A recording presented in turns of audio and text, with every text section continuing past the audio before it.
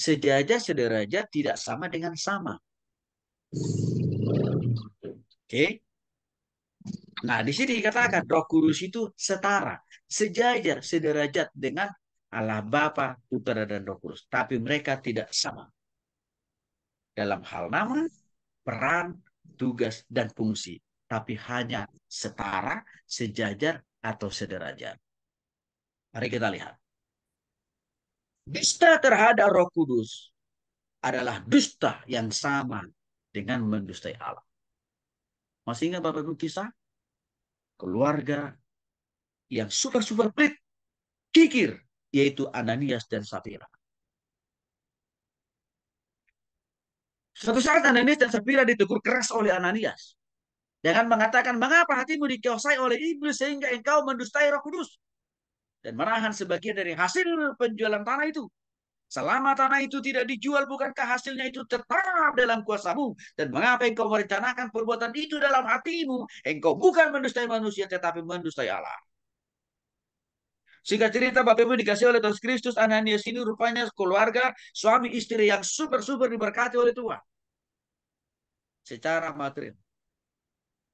Rupanya mereka ini punya lahan ratusan hektar. Dan tanah mereka itu rupanya ada di sebuah tempat yang strategis. Dan suatu saat mereka berencana menjual tanah itu kepada pengembang. Mungkin juga mau dibangun perumahan mewah atau juga mall.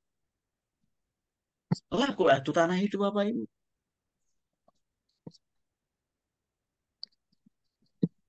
Ratusan triliun rupiah tanah Ananias dan Safira laku. Dan mereka paham. Ada kewajiban mereka yang harus mereka kembalikan kepada Tuhan dari hasil penjualan tanah mereka yang 100 triliun itu. Yaitu berupa persembahan atau perpuluhan. Tapi apa yang terjadi?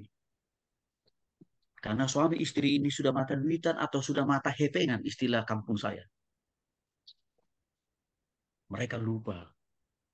Bukan hanya lupa, tapi mereka sengaja tidak mau memberikan hak Tuhan 10% dari hasil penjualan tanah mereka itu sebagai perpuluhan mereka.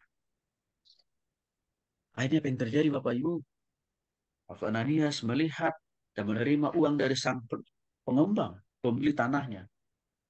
Dia lihat, dia hitung luar biasa banyaknya. Langsung dia simpan di tempat yang tersembunyi. Supaya Tuhan tidak lihat. Itu kira-kira motivasinya. Apa yang terjadi? Dia baru selesai memasukkan di lemari. Ya, uangnya tersebut. Apa yang terjadi? Langsung koit dia. Nyawanya diambil Tuhan. Sehingga apa Bapak Ibu? Istrinya langsung kalang kabut mengundang sanak pemilik tetangga. Untuk apa? Menangisi suaminya, Ananias. Dan juga apa? Memakamkannya. Lalu diantarlah Bapak Ibu. Jenazah Ananias ini sampai ke pemakaman dan dikubur. Tapi sayang, istri Ananias Safira nggak ikut. Di mana posisi istri Ananias Safira? Dia sibuk kembali menghitung uang penjualan tanah mereka yang disembunyikan oleh suaminya Ananias di lemarinya. Dia lebih sibuk mengurusi uangnya daripada memakamkan suaminya. Benar-benar ini pasangan suami istri matre. Apa itu dikasih oleh Tuhan Kristus?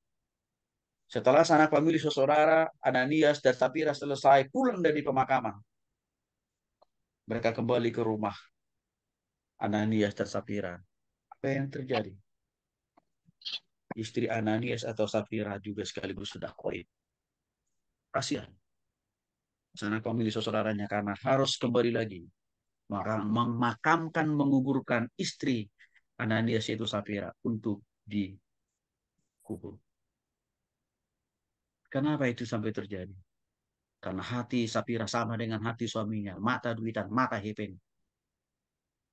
Akhirnya mereka berdua kehilangan nyawa. Pertanyaannya, apa yang mereka dapat dari hasil penjualan tanah itu? Tidak dapat apa-apa.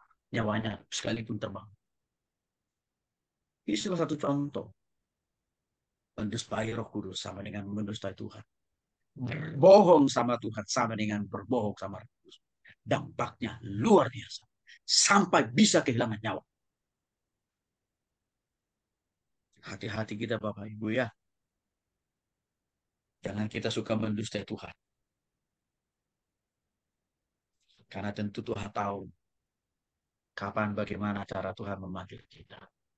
Memang Roh Kudus disetarakan atau disejajarkan dengan nama Bapa dan Anak. Contohnya Bapak Ibu dalam Matius pasal 7 ayat 28 sampai 19. Karena itulah pergilah jadikan semua bangsa muridku dan baptislah mereka dalam nama Bapa dan Roh Kudus.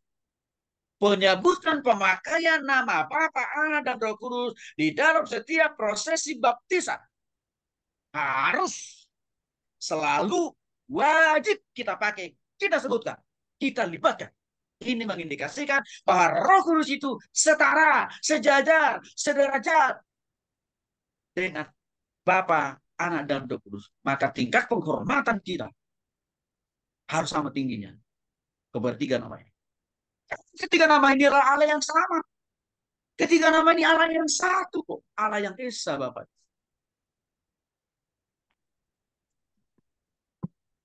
2 Korintus pasal 13 ayat 13 ditegaskan juga kasih karunia Tuhan Yesus Kristus dan kasih Allah dan persekutuan Roh Kudus menyertai kamu sekalian.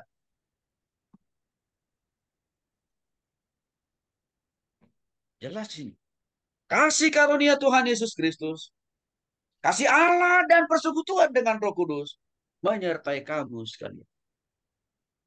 Ini sama dengan penyebutan lain yang maknanya sama yang selalu kita perkatakan di dalam doa kita. Sebagai hamba Tuhan, aku baptis engkau di dalam nama Bapa, Putra, dan Roh Kudus.